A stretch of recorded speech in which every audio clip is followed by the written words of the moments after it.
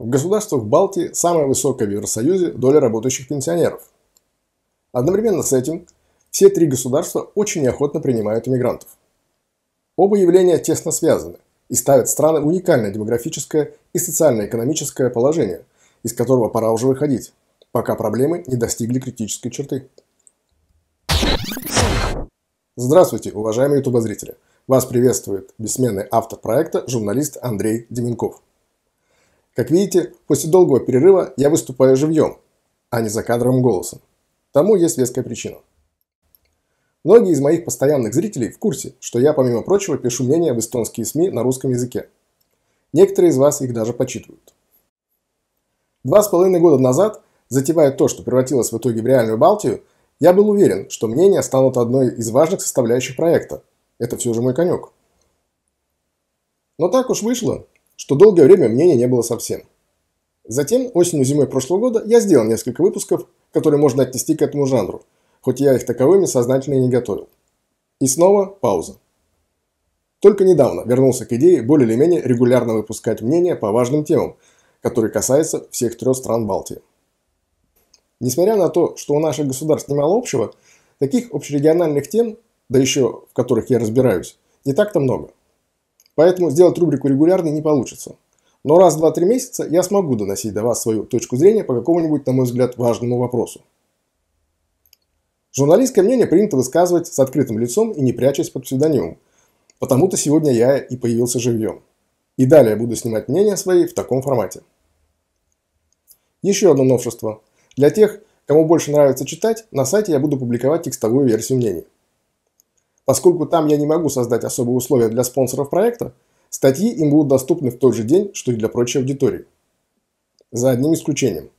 Платная подписка на Патреоне, которая еще и немного дешевле, чем на Ютубе, позволит вам не только смотреть, но и читать мои мнения раньше всех. А теперь к теме. О нашей уникальной на европейском фоне ситуации с пенсионерами-иммигрантами.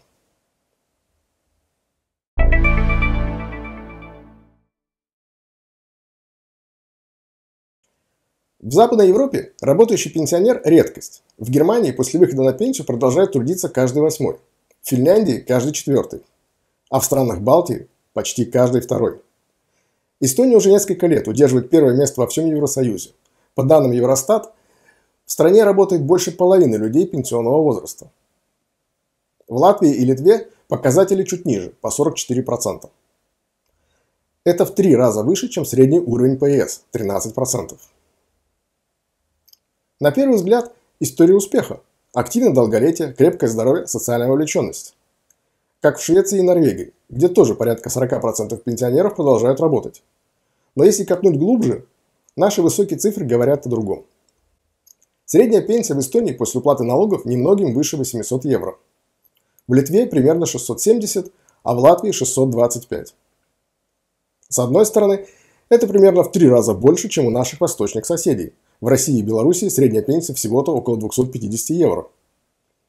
Какими бы низкими ни были цены в этих странах, они, конечно, никак не перекрывают разницу в доходах. Но это тема для отдельного разговора. Сейчас достаточно констатировать, что на фоне безусловно бедных российских и белорусских пенсионеров возможности наших выглядят солидно. Но мы давно в Евросоюзе, и важнее сравнение с соседями на Западе. А здесь картина уже иная. Например, в Финляндии средняя пенсия после уплаты налогов превышает 1800 евро, в Германии 1500. Да, в странах Балтии цены ниже, но, увы, не настолько, чтобы разница покупательской способности не ощущалась. И при этом обязательные расходы, еда, лекарства, коммуналка в последние годы растут чуть ли не быстрее доходов.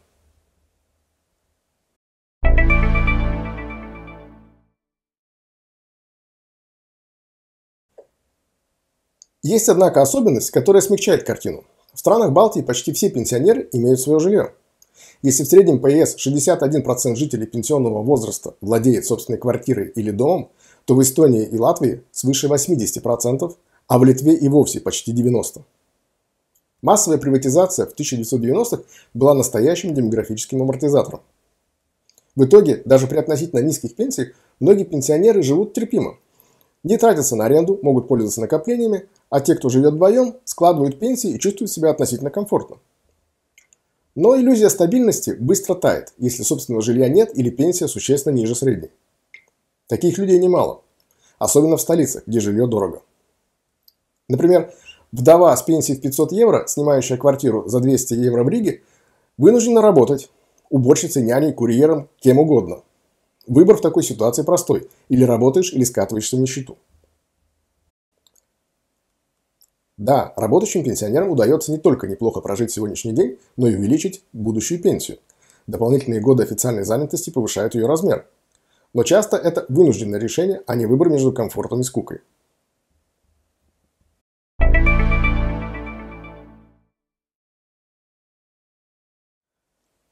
Истоки сегодняшней ситуации в 90-х. После распада СССР сотни тысяч трудоспособных людей покинули Балтию. Вторая волна массового выезда началась после вступления в ЕС, когда открылся рынок труда Западной Европы. В итоге за 3 десятилетия Латвия и Литва потеряли примерно по 800 тысяч жителей. Эстония гораздо меньше, но тоже ощутимо около 200 тысяч. Одновременно падала рождаемость. Нынче коэффициент фертильности составляет 1,5–1,7 ребенка на женщину, в зависимости от страны. Это ниже уровня простого воспроизводства населения – 2,1. Проблема общеевропейская, но от этого она не теряет остроты. Новых трудовых ресурсов мало, замещать убывающее поколение некому, даже смена миграционного тренда не спасает. С середины прошлого десятилетия в Эстонии уровень зарплат вырос настолько, что началась реэмиграция. Домой отправились те, кто в поисках денежной работы покинул страну в 1990-х и 2000-х. А затем потянулись и иммигранты из других стран, прежде всего из бывшего СССР. В Литве схожий демографический перелом начался к 2020-му. Логично было бы компенсировать нехватку работников миграцией, как делают Германия, Франция или Нидерланды. Но Балтийский путь противоположный. Политика привлечения иностранной рабочей силы остается крайне жесткой. Особенно в Эстонии, где годовые квоты на трудовых мигрантов вне ЕС всего 1300–1400 человек, не считая особо ценных специалистов, которых принимают вне квоты.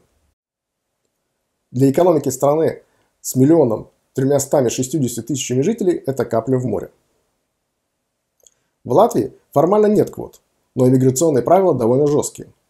Литва и вовсе вроде как не против привлечь побольше иностранной рабочей силы, иммиграционное законодательство там относительно либеральное. И все же основная ставка делается на реэмиграцию выехавших литовцев. Работодатели в Эстонии уже много лет говорят одно и то же. Если квоты не будут увеличены в разы, рост экономики будет тормозиться, а дефицит специалистов станет хроническим. В Латвии и Литве звучат схожие рассуждения. Результат предсказуем. Нехватка рабочих рук ведет к дефициту налогов. Дефицит налогов тормозит рост пенсий. Государство оказывается в замкнутом круге, когда и бизнесу, и самим пенсионерам нужно одно и то же – больше людей, больше плательщиков налогов. Но политическая воля блокирует решение. Тема миграции болезненна. В памяти старшего поколения стран Балтии жива советская массовая переселенческая волна. Эта историческая травма до сих пор влияет на отношение общества к мигрантам. Ирония в том, что именно пенсионеры, свидетели и хранители этой травмы, теперь собой замещают мигрантов на рынке труда.